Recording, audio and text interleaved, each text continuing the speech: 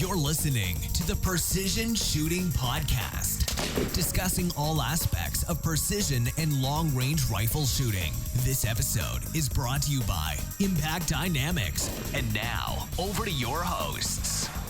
Hello and welcome to the Precision Shooting Podcast. This is one of our episodes in the US. I don't remember which one we're up to, Butters. Any ideas? 116. Okay, we'll do that. I'm going to plan it so it's wrong now, just to prove you wrong. And we are in a beautiful spot called Boulder, Colorado. We're sitting down here at Bison Tactical, and we have the owner, Fred, sitting in front of me. How are you, Fred? Pretty good. Thanks. Thanks for coming on board. A beautiful little place in here. Gorgeous little town you live in. Oh, yeah. Yep. Yeah. Nice. Really close to the mountains. Huge big mountains up the side. It was cold right now. Yeah, you're not wrong. We were here a couple of days ago, and it was there was inches and inches of snow. I don't 1 know. degrees, I think we had. If that. Yeah, it was cold, but it's nice and warm in here. And we were all out shooting a match together in Colorado Springs on the weekend. How did you gentlemen go, Fred? Oh, how was it? It was good. It was a prone match or a belly match. Put on by Pikes Peak Precision. Yep. And they, Lou Smith, I think, was the guy who was a match director. Mm. And it was fun, but kind of difficult. So a lot of wind. It was bloody hard. Yeah. Yeah, it was. Yeah. A lot of strange wind and small targets. One shot per target a lot of the time, which made it hard. So once you figured out what the wind was doing, then you had to move on. So. Mm. It was a tough match, I think. Well, I think all three of us and many of the other competitors thought it was one of the toughest matches they've been to. Yep, for a Club Series match too, particularly. Yeah, it was. Now, where was that Cheyenne shooting? Cheyenne Shooting Complex, I think, right outside Fort Carson. Yeah, yeah. It was a cool just- range. Went out to about just shy of 1,200 yards. Yeah, I think actually the official shooting area is shorter, and we use some of the rear areas. So Right. they let. Are we they not let- allowed to talk about that? Is that No, I think it's okay. But if people go to use the range on times other than Okay. club matches, they probably can't shoot. they that far. can't shoot that far? But we were obviously able to extend it out Yep. for the day. Yeah, it was good. It was interesting. They had 60 shooters. Yeah, the biggest turnout we've had so far for one of our club matches. Well, we're going to claim full credit, aren't we, Butters? Definitely. I heard the Aussies were coming. Because the same thing happened in Arizona. The Arizona match we shot, it was the first time they filled the match. Oh, nice. So definitely all credit. We're taking all credit. We'll put Well, our there's hand definitely up. people that recognize you there, which is kind of interesting. I mean, even Scary. though you guys are from Australia. Well, I think the most amazing experience we had was in their shop a few days ago. That was a surprise. I paid that guy ahead I of was time. surprised. Yeah, no, thanks for doing that. We had a guy he came into the shop and we were hanging out here, and so we just sat down and let Fred do obviously serve some customers. And he came in and after about 10 minutes of asking about bags, he said, "Oh, look, I'm going to let you go back to these gentlemen because I've travelled a long way to be here." We're like, how do you know that? we haven't even said anything. You can't pick our accents yet. And he said he just started watching the video channel a few days ago or a week or two ago. And anyway, so we gave him a T-shirt, by the way. Nice. Just to get him in. He was just starting out looking at long-range shooting. He came out on the weekend for a look. Oh, did he? Did you see him? Yeah, No, he was I didn't there. see him. Was he down there? He made it to yeah. the match. Oh, great. He was there Yeah. most of the day too. He was there all day, I'm pretty sure. He was there. Yeah, no, he was there all day. Oh, perfect. So because he said he was busy and he rescheduled a few things and made sure he got out there. Oh, that was good. I mean, it's great to go actually watch a match and participate in it if you can. Yeah. Yeah, well and truly. So it was 7 stages. It was 7.5 stages, really, because there was that zeroing The stage. zero stage. Oh, yeah. Yeah, which Which I lost half points on. did you? Did you? I had a 0. I really had a 0. I had 5 rounds on my rifle before that. So Yeah, okay. So there was a circle target, which was like the cold bore shot, and the closer to the center you got, the better, the more points. And then you had a 5-shot group after that, which was then based on group size. And well, you went first out of the two of us, Butters, and your rifle was on point. Yeah, it shot really well. Yeah. How close were you on cold bore? Oh, a millimeter off the dead. that's right. Off touching the center, I was You- probably about a millimeter. You did hit the red, didn't you? You hit the Yeah, ball. I was dead in the basically as dead center as And you your can group was want. pretty good. And the group was, I think, 0.42. about 0.4. Yeah. Yeah, which is good. And then and so we should thank the guys who lent us rifles. oh yeah. Oh yeah, Lou Smith, who was the match director, Yep. he loaned me his rifle that he shot last year in the tactical division, and Mm. apparently he got second place with it, I think he Okay. said. So What rifle was that? was a... Now I'm testing your memory. Oh, I know who made the action. It was a... That was a 308, wasn't it? 308 Yeah. Gap action. I forget. Tempest. Gap Tempest That's action right. in a XLR chassis with about 2 kilos of lead in the buttstock of it. Yeah. It's It was- loose special. It was Heavyweight. solid. And then I've got to thank Nick Hoyer for my rifle, which had some interesting challenges with it, but to certainly appreciate it, Nick. And it wasn't zeroed, but he said it was a bit off anyway. So I was like you, Fred. I used that first stage to check where I was up to. Actually, I went out and zeroed, so they took away half my points because you had to show up with a good 0, and I knew my 0 was off. Or I thought my 0 was off. Actually, my 0 wasn't really that off. So you lost half points if you took the opportunity to zero. Yeah, exactly. So, and That's that was to interesting. try to get people to come with a zeroed rifle. Yeah, which makes sense. Yeah. And then my group was about 0.45 or so I was pretty happy with the group. Yep. And then the match proceeded, and yeah, it was. I mean, I want to throw out go. a tip for other shooters too. Always read the match book. Yeah. I didn't realize, I didn't check the stage, so I shot for the center, the cold Yeah. bore, and then I thought the rest of the time they were going to score the group on closest to center. So I moved my group, and so my group is larger than it needed to be. So Yeah, I think we've all word of learned advice. that one several times though. Exactly. Is read the match book. Yeah. So, yeah, definitely read the match book. And there was one stage where we had some shoot and move. Oh yeah, So yeah, you had 5 positions. 5 positions. that Yeah. you had to shoot 2 rounds, move and shoot 2 rounds, but they're all prone. So that certainly got the heart rate up, which was nice because it was freezing cold. in all the on wind. the same target too. All at on the least. same target. Yeah, but they were little targets and they were high in the air as well. Yeah. That was probably the other challenge is they were 6 foot up in the air for a lot of them. And so you might, you shoot and you miss and your impact is 100, 200 yards behind, which is challenging to to work out. Yeah, some of the ones, particularly going up the gully, where those targets were, they were on a kind of the upper side of the gully, and then you had a gully behind it, and then a rise behind that. So when you missed, it looked like you were low, but you were probably really high. Yep. So it's really hard to really compensate hard for that.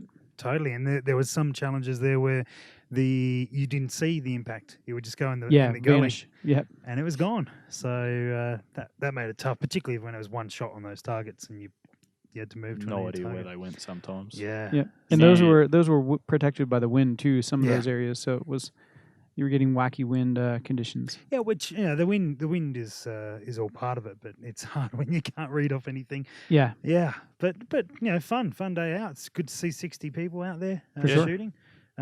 So you seem to have a pretty healthy shooting scene here in Colorado. yeah, for sure. I think we've got a lot of local people that do a lot of precision shooting. Mhm. So there's plenty of matches. So there's pretty much every weekend you can go to a precision rifle match. Yeah, wow. Okay. And then we have a lot of kind of within 8 hours. So for us, 8 hours is not that far. So Yep. within 8 hours, there's a lot of 2-day matches. So Okay. Oh wow, that's pretty cool. That's good.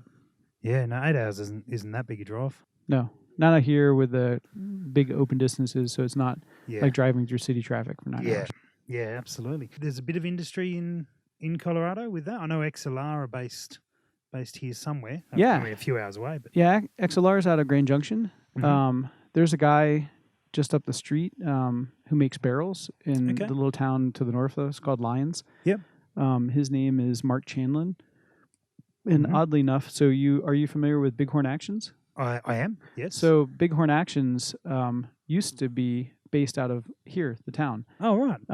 So that Mark Chanlin was one of the guys who helped design Bighorn Action originally. Yeah. He and AJ Goddard, and they were located out of this area. Mhm. And so there's a history of Bighorn in Boulder, and then it got sold off to Zermatt Tool, who now makes them Okay. out in And Nebraska. you say Chanlin, and he makes barrels. Are Yeah. they Chanlin barrels? Yeah.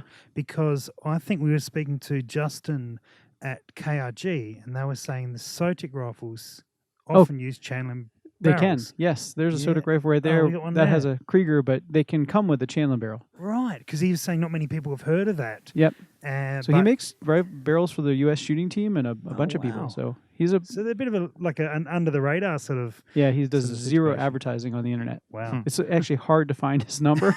But he's obviously keeping busy enough then, I guess. Yeah, he's getting older though. Oh, okay. Yeah. And he has old equipment, but he does right twist barrels Mm-hmm. as well as left twist barrels. Okay. So it's you can get them in either one from him, Yeah. Does which some is options. uncommon. Yeah. Okay. Very good. And so that the club that we went to on the weekend, is that the biggest club or is that the main club or are there other? That's the primary club in Colorado for PRS. For PRS style? Yeah, and then there's a club that has a lot of matches in Utah as well. So a lot of us Okay. will drive out there because that's not that far either. It's maybe 6-7 hours out to Utah. So if they have a Yep. big match, we'll go out to their matches, and sometimes we'll try to go out to their club matches as well if we can. Yeah. Cool. Yeah. That's certainly a good environment. Is that club relatively new or is it? No, I think Pikes Peak Precision has been around, and they have a bunch of different guys with a bunch of different names. So there's like the Boom Squad, and there's okay. like Black Flag. But that club has been around for maybe 2 to 3 years now. Okay. Yep. And obviously growing because Yeah, for sure. just pumped up. Yeah, 60. Yeah, well, we had a guy called Josh Goodwin come along, who's the guy we've been staying with, and he's never shot PRS or anything on those lines before.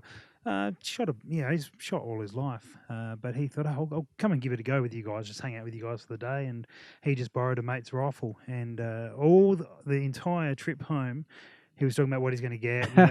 He was he was sold. He Yeah. was absolutely sold, even though it was a really tough match, and even though it was That's good to hear. It was probably a hard match. It was a real tough first match. For sure. Yeah. Yeah, that was the one kind of thing that I was would have preferred maybe a bit easier if people knew that it was a hard match.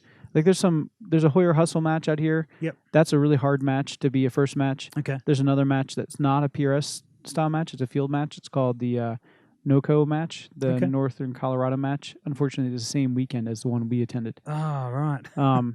But sometimes the matches down there are easier for new people. But I think Yeah. that one was a tough one. Yeah, So, but even that, I mean, he loved the people he met. Yeah. And he met a stack. I mean, he's that sort of bloke. He'll just meet everyone. And I think at the end of the announcements, he jumped up and said, "Oh, by the way, just I'm interrupting here, but if anyone's got a second-hand rifle that is set up for this style, please let me know. I want to get in touch. I need to get a good gun to suit the sport." Yeah. Because he had a few challenges that day with his borrowed rifle, which is definitely not set up for a PRS rig, but it was it got him shooting. Got him hitting a few I think targets. anybody new, if they come, as long as they have a magazine-fed rifle, Yep. they can kind of make it work. It may not be optimal, but you can make it work. If you don't have a magazine-fed rifle, the blind mags are going Well, to be really tough. Funny you mention that because we were sort of everyone was mixing RO duties and such Yep. as seems to be pretty norm over here at the club matches, and so for him often the RO was loading his rounds. Oh yeah, So because he had They were nice enough to help him out with that too. Oh, Yeah. absolutely. Yeah, it was very, very good. And, Butters and I both did as well at varying points. But, certainly just throwing an extra round in there. so he had a Um, blind mag. yeah, It was the one inside the Yep. action. Oh wow, Yeah, okay, and, yeah, that's tough. He still made it work, still did all right. So, except when I know you jammed one of his rounds in. I definitely nearly put one in backwards. No, Well, he told me you jammed one. it nearly jammed. Okay, It nearly didn't jammed. go in straight. Put it that way. Yeah, but anyway, it was you do what you need to make it work and make it happen. So Sure. I did really enjoy. There was one stage there with a KOL rack and a spinner, and Oh, yeah. that was probably my That was favorite, That was the most appropriate, most achievable. achievable stage for the But- whole day. I unfortunately the rifle I was using for some reason I'm sure we'll find out in due course, but it's blowing primers. And jamming up, and I had that happen 3 times on that one stage. And that was challenging. But anyway, after that stage, we retired the gun, and I ended up using the one Butters was using, and then halfway through the last stage, I finally worked out the reticle. That the 2 on the Tremor 3 didn't mean 2 mil. It was unrelated to Yes. the In the windage. windage. Yes, So that's yeah. it's a common mistake. Well, the first time I looked at the reticle was when I was setting up for the stage and the time was about to start. So I really didn't spend the time to get to know it. But anyway, that's Those top That's good fun. numbers on Yeah. above the Yep. horizontal Ranging. reticle, Ranging. yeah, they're Yeah. they're mover Movers, yeah. mover numbers. Yep. yep, which didn't help. Yes. But anyway, that's my my lack of experience with those reticles. Well, with that reticle. The particularly. H59 is the same way. Yeah. Which is it's very confusing because they don't have numbers for the For the mill wind. holes. Yeah. So anyway, that was good fun. But overall, good match. Tough match. Oh, it's tough as shit, but yeah, it's still enjoyable. Yeah, absolutely. And you picked up best FNG. Yeah. Well done. So you're 14th all up. Where did you end up? 20-something. 20-something? Yeah. It's about 23rd, I think we said. 23rd. I think yeah. I was 42nd, I reckon. Which I, to be fair, using two different guns and having one sort of Yeah. tail, and I was happy with. And yeah, certainly exposed a number of weak points for me. But yeah, there's plenty of those to work through. So all in good time. Yeah. All in good time. So you run Bison Tactical here in Boulder, Colorado. Yep. And I first came across you listening to Kirk's podcast, Precision Rifle Media. Okay, sure. Which is certainly where I heard of Bison Tactical first, because you were advertised with them and sponsor them, which is awesome. And tell me a little bit about it, because it seems an unusual place for a gun shop, but I suspect you have a fair presence online. How did you get started here? Yeah, so I got started, got interested in long range precision shooting, decided to kind of try to sell some stuff to help defray the cost and build up a business Of course. over time. And that's kind of how I got started. Boulder just happened to be where I was, so Yep. that's how it got located here. And let's see, that's kind of how it all got started, I guess. That's all right. So what piqued your interest in the long range side of things? I don't remember. No? I think I got invited out to a match or something. Okay. Oh no, so I was shooting an M1A, right? Like an M14, a civilian model of the M14. Yep. And I was kind of trying to make it accurate. I was playing around with scope mounts, like mounting a scope on it or using iron sights. Yep. And I was trying to get a really good group, and I happened to be out at one of the ranges. And one of the PRS competitors was fireforming brass. And this was before PRS was really that popular. I just knew he was a precision rifle shooter. I didn't know he was a PRS shooter. Yeah. Actually, I think it's Steve Cohen. No, it wasn't Steve Cohen. It was another guy. Steve Mann, I believe it was. Okay. And Steve Mann was actually the match that we were at this past weekend. Okay. And How long ago would this have been then? 6 years, 7 years? yeah, I don't know. It's a long time ago. Okay. Yep.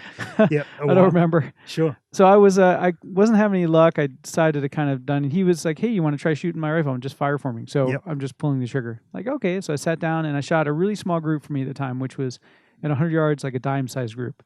Yep. And then I kind of I wasn't sure up until that point if it were my skills that were the problem or if it was the equipment that was the problem, because I really couldn't figure it out. And then I was really pleased to see that if I changed equipment, I could shoot well. Yep. And that's what triggered me getting interested in precision shooting. Okay. I knew that I needed better equipment, that M1A wasn't a precision rifle, more of a battle rifle. And so I decided to switch to a precision rifle. And then sort of got involved in the whole thing. So what did you switch to? What was your Geez, I first? started with the thing that I recommend people don't do at all. Okay. Actually, the barrel's laying around here. Is Yeah, this that's the one barrel. That's half it. sitting on? Yeah. Yep. That's the. I had a Remington 700. I got it like a smoking deal from one of the big box stores. Bought on Black Friday. Bought a really cheap Remington 700. Then proceeded to start changing everything and realized that after I was already partway through that I was never going to get the money out of it. So then I ultimately switched to something else, and I went with a Mousingfield. So Okay. but I started with a Remington 700. Yep. Didn't get hardly any of my money out of it. In 308, it seems like. In 308. Yep. So Okay. Yeah, good. that was before 6.5 Creedmoor was around. I Yeah. ended up with a 260 on my Mousingfield. Okay. So. Yep. Good choice. Nothing wrong with that. I think all three of us shoot. Well, not you anymore, but we've all got 260s. Yeah. Let's say we've all got a history of 260s. For sure. Yep. A fresh history for Butters. And what was your first match then? Oh, geez. I'm asking the tough questions here. Yeah. But I don't remember. don't remember. Was it local? Was it a big one? Was it national level? Oh, it was probably a local match. I don't think I went right away to a big match, but I don't remember what my first match was. We've stumped him.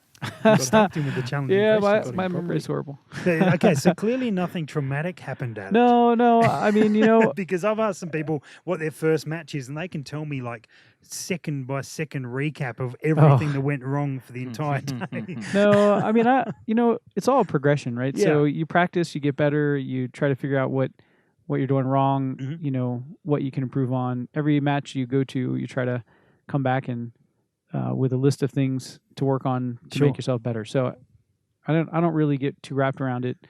If I don't do well, as long as I can identify where I went wrong, and it's concrete, then I figure that's a learning experience. So. Yeah, totally. Obviously, you said initially that you weren't sure if it was your skills or whether it was your equipment that was holding you back, and of course you changed equipment and saw a significant jump in that. But no doubt since that point, it's come back to skills at some for point. Sure. What is there some particular skills that you've identified and worked on that you've come through and end up sort of being much happier with your performance in such?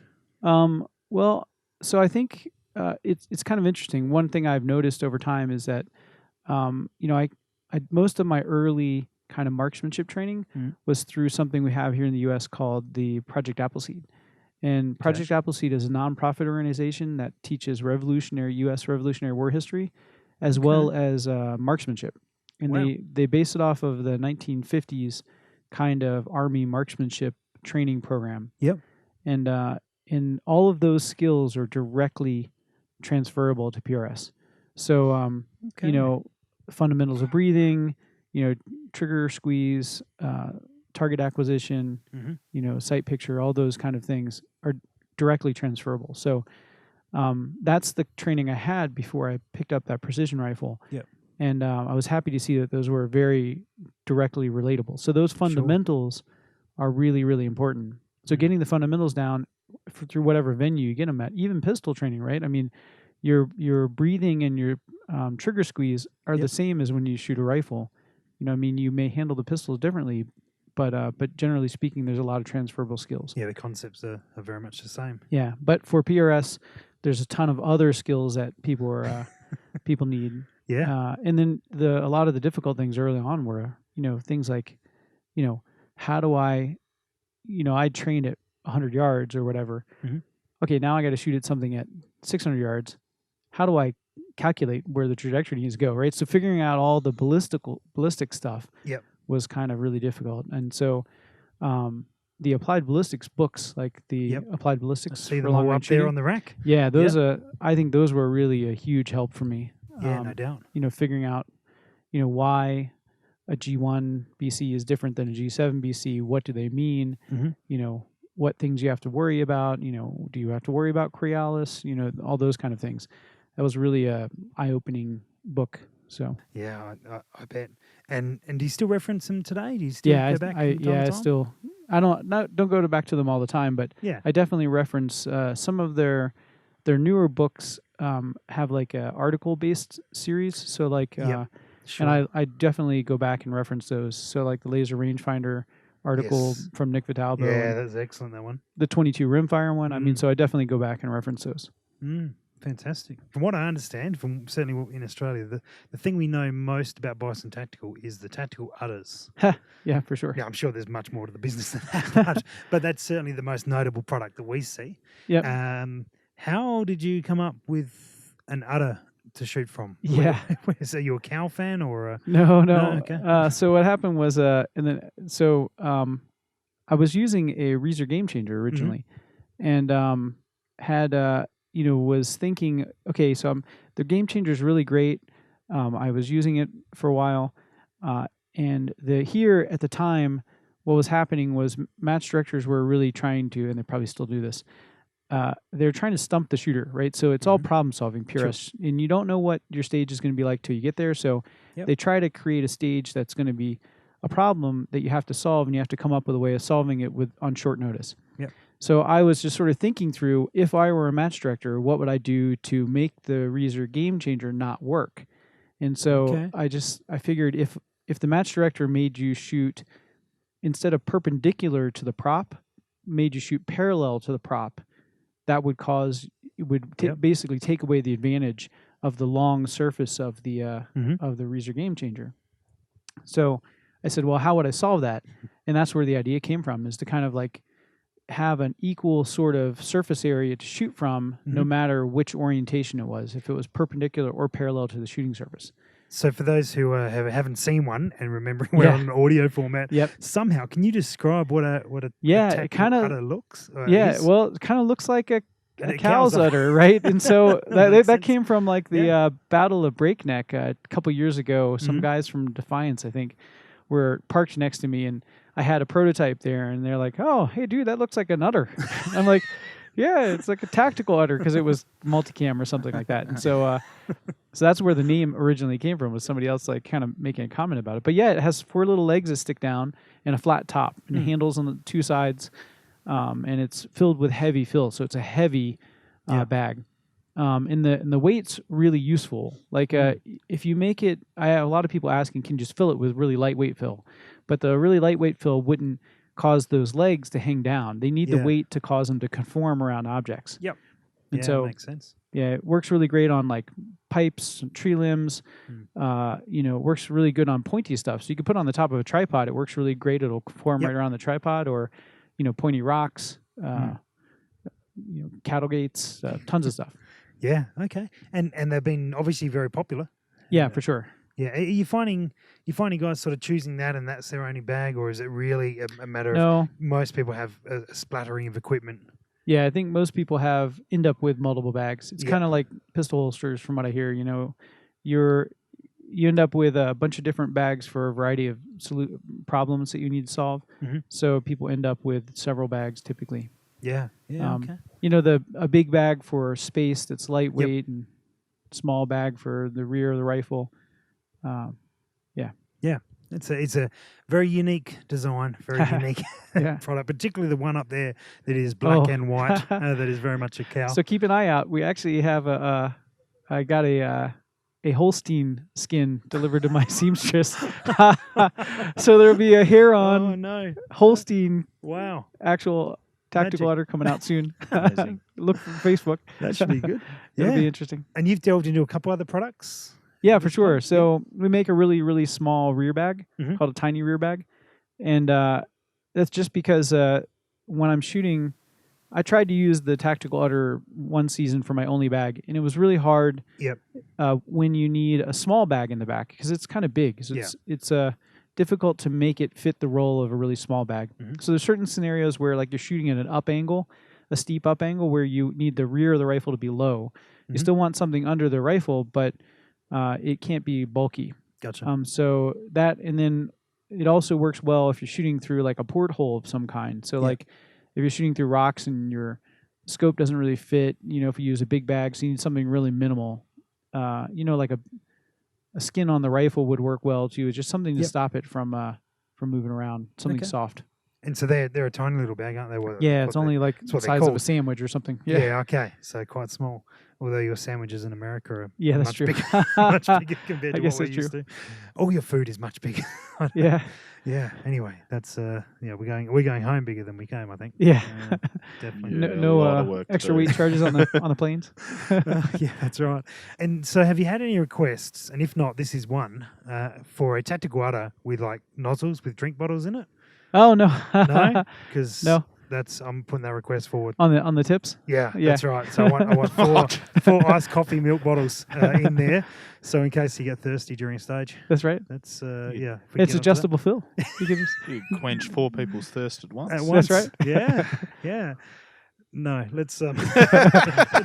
I now regret saying that. You took it there. I know I did, and now I'm recanting my message and my options. So. Yeah, and so what's your next match, Fred? Are you shooting any sort of bigger matches this year? Yeah. I think I have like 8 matches this year scheduled. So, as long as I can end up making them all, Gotcha. some of them are filling up quick this year. So Yeah. the Arizona match filled up already.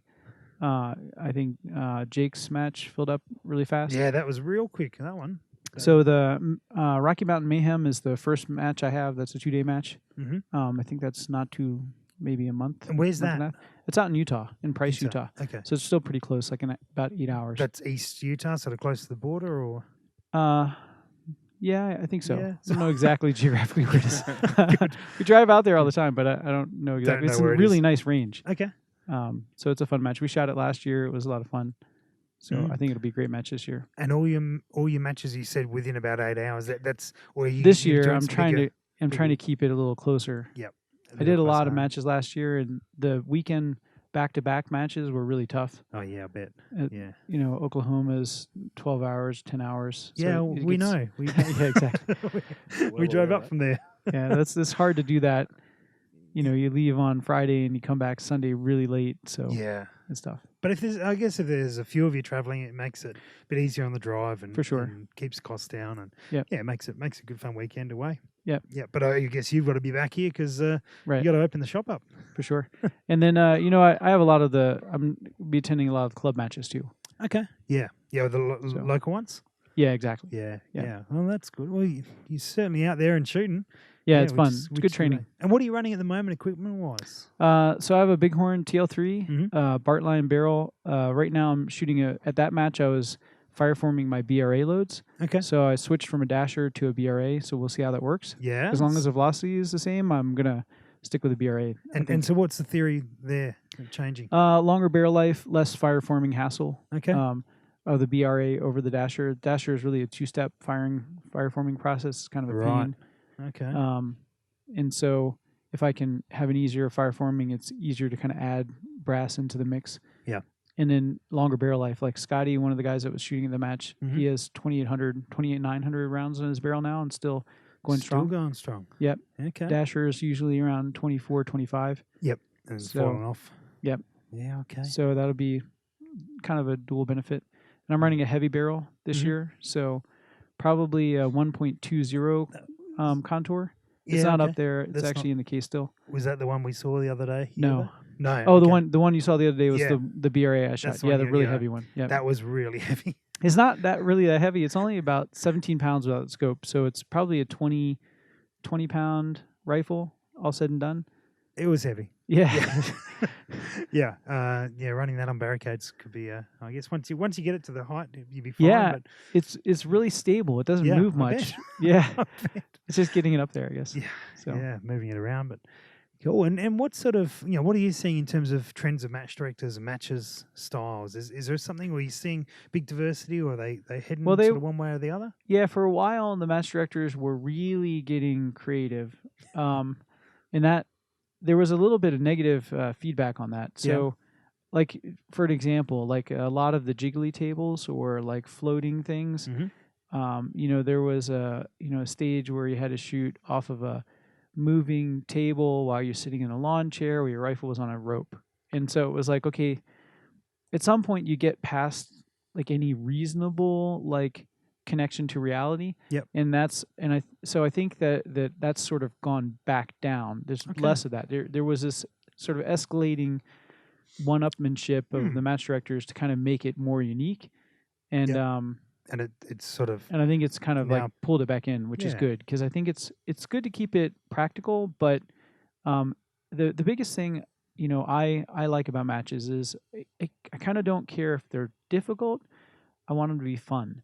So if I go out and I shoot and I have fun, that's a good match. Yeah. And so, and it's nice to have it be practical. It's nice not to have to do weird, crazy stuff.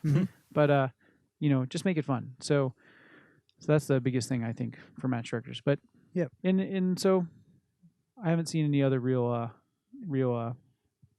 nothing too complex. Yeah. No other real trends other than I think they're coming back from this craziness. Well, I think that's sort of inherent, like a relatively new sport. Yep. Relatively new.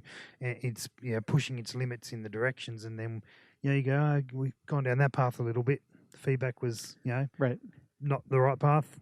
Take it back and say edge back, and no doubt it'll push out elsewhere and keep finding its way until it sort of really settles down. For sure. into whichever direction it's going to end up going. But I think that we certainly in Australia as well the feedback of keeping it practical, keeping it fun is I think it's sensible. It's really sensible to go down that path. So but you mentioned before problem solving is a big part of it.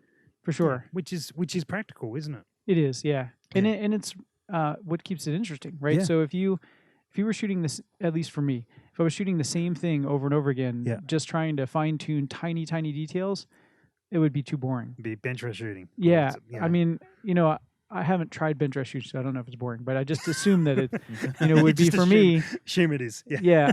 I like going to new locations. I like getting presented new different positions I have to shoot off of. Applying the things that I know have learned before to the new situation. When it doesn't work, figuring out, okay, now I know I have to figure out a solution for that for the future. Yeah. And those kind of things. And then the terrain, being able to shoot in, like we were shooting on a square range, but we were using terrain that was different. Yeah. And that stuff is really good. Shooting in those kind of conditions is really good for learning about like what the wind does in the terrain. We shot at Dog Valley last year. We were shooting it up an angle, and when the wind was coming from one direction, it pushed everybody's bullets up because the wind was going up this slope. Yep. And you had to compensate for that. And if you didn't, you would miss. And those kind of conditions are really useful. So that's also a good fun thing to. Yeah, it's kind of nice being even on a square range, but it wasn't a flat range. Right. It was exactly. for X amount of 100 yards. Yes. But beyond that, it was all over the shop, which made it quite challenging. For sure. Quite challenging. And you got some interesting wildlife that came on that range during. Next to a coyote target. And an antelope as well were on there, and some all sorts of birds and Black Hawk helicopters and exactly. So it was good fun. It was good fun. Well, we need to rush off because we actually have a plane to catch very shortly. So perfect. Well, Fred, thanks for having me on. Thanks heaps for letting us come in and chat away, and good luck this year, both with the business with Bison Tactical and with your performance at matches. And perfect. Good luck with that real heavy gun. Oh, thanks. and your tactical milking udder. That's right. So I put the request in so far that Butters really wants. No. Nod doesn't. No. Nodding doesn't work on no, not nodding, shaking my head at it. Shaking your head. Well, one of the two. you got to speak, Butters. Anyway, we've been on the road for 3.5 weeks, and we're all pretty wrecked, and we're ready to go on a plane and sit there for what do we work out about 33 hours? Close to 30 hours worth of travel. We can't wait. We can't wait. Awesome, Fred. Well, thanks very much, and hopefully we haven't got a parking ticket for our car. We'll talk to you soon, mate. Thanks. Cheers. Bye-bye. Thanks for listening to the Precision Shooting Podcast. To continue the discussion, check out our Facebook page. And for more information, head to our website, www.precisionshootingpodcast.com.au. This episode was brought to you by Impact Dynamics.